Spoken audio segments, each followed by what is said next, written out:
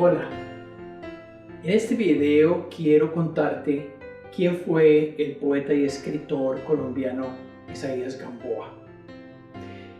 Isaías Gamboa nació en Cali y se crió en el Cerro de los Cristales, en el Mameyal, un área del cerro que colinda con la ciudad, parte de la cordillera occidental y los farallones de Cali que separan el valle de la costa pacífica.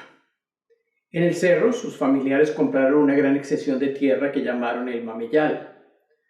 Los Gamboa eran arrieros y usaban ese terreno como un espacio donde las mulas, que venían cargadas desde el puerto de Buenaventura en el Pacífico, con una parada en el kilómetro 30 donde las cambiaban y donde tenían los Gamboa otros familiares, allí descansaban en esta traída de mercancía del puerto a la ciudad y de la ciudad al puerto.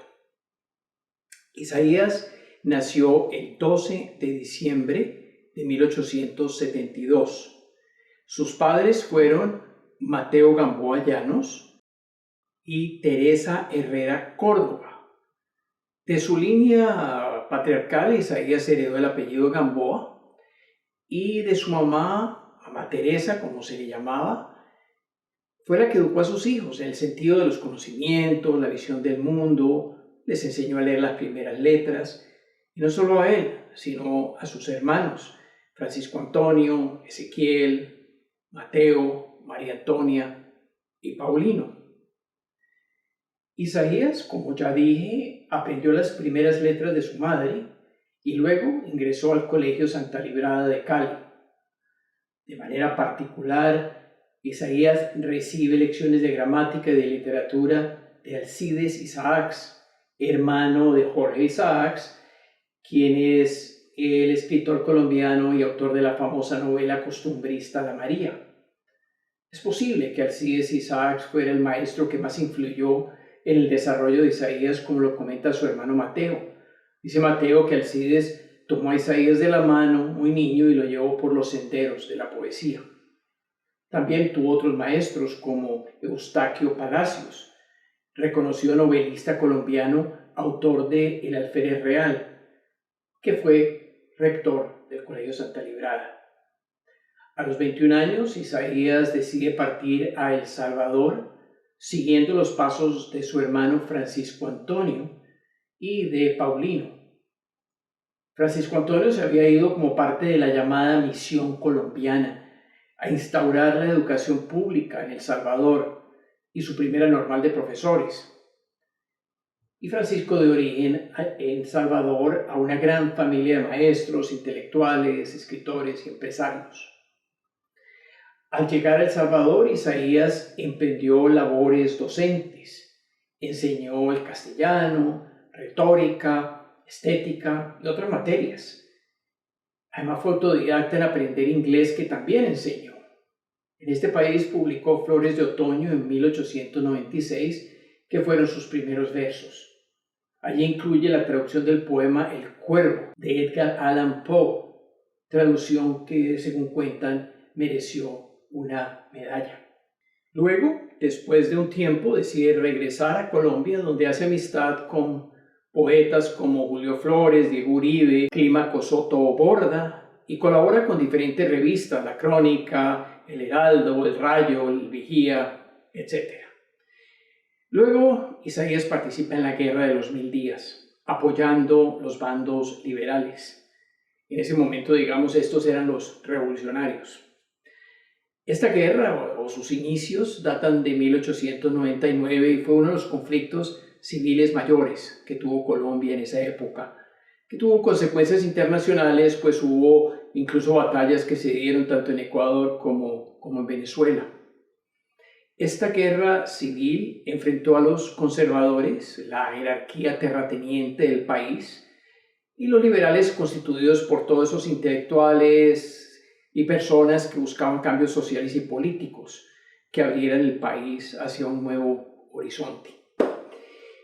La mayoría de esta rama de los Gamboas históricamente han sido educadores, reformistas y personas con un deseo de búsqueda de renovación y de cambios sociales. Una rama más conservadora de la familia, de origen a los poetas Fray Teófilo María Gamboa y Nelson Rodríguez Cerón. En el libro Los Gamboa, una dinastía de poetas que escribí con el apoyo de Vicente Pérez Silva, un escritor e historiador colombiano, recolectamos muchos poemas de 5 generaciones de la familia Gamboa dispersa en muchos países del mundo. Algunos poetas publicados como Octavio Gamboa, que publicó varios libros, otros poetas y escritores que dejaron sus poemas entre sus notas de vida. En algunas cartas Isaías comenta algunos hechos de la guerra. En un barco donde se transportaban armas para los rebeldes, Isaías escribe uno de sus más famosos poemas, Ante el mar. En mi alma y en tu alma que conozco yo, la calma nunca ha sido. Nunca. Siento que algo tuyo en mí se agita. Tus tormentas, tu tormento, tu inconstancia, tu amargura, tus protestas con tu voz de tempestad. Y cual tú, también he ido, viajador de polo a polo, siempre adusto, siempre grave, siempre triste, siempre solo, vasto mar. Al terminar esta guerra, donde más de 80.000 a 100.000 colombianos murieron, Isaías se embarca rumbo a Guayaquil, de ahí sigue a Valparaíso y se asienta en Santiago de Chile, donde se sintió muy bienvenido. Ahí continúa su obra educativa, de la cual deriva su subsistencia, participa en diferentes actos artísticos, poéticos y escribe. Pero en Santiago se enferma de tuberculosis y decide regresar a su patria. Quería regresar a los brazos de su madre y a su entorno familiar para recuperarse. El poema Historia Siempre Nueva, en el libro de texto escolar chileno de sexto de educación básica, recuerda a Isaías. Cerca ya de la noche miraba en la cumbre del vecino cerro una hermosa estrella, como flor de oro de brillantes pétalos. Fue Santiago, antes de regresar a Colombia, que escribe La Tierra Nativa. Esta es una de las primeras ediciones, que se publica antes de su partida en Santiago en 1904. Isaías escribe en su prólogo: tener el hombre la pretensión de trazar su destino es una gran locura. La vida siempre se burla de los hombres. Era el presagio de su muerte inminente. Antes de partir, escribió una carta muy dolorosa a su princesa, a su amor en Santiago, a la que ama intensamente, diciéndole: tú marcas en la evolución de mi existencia el punto altísimo y luminoso del cenit. De aquí para adelante sigue el descenso hacia el ocaso. Empieza a declinar mi vida, veo oscuro el porvenir, están frustradas mis ilusiones.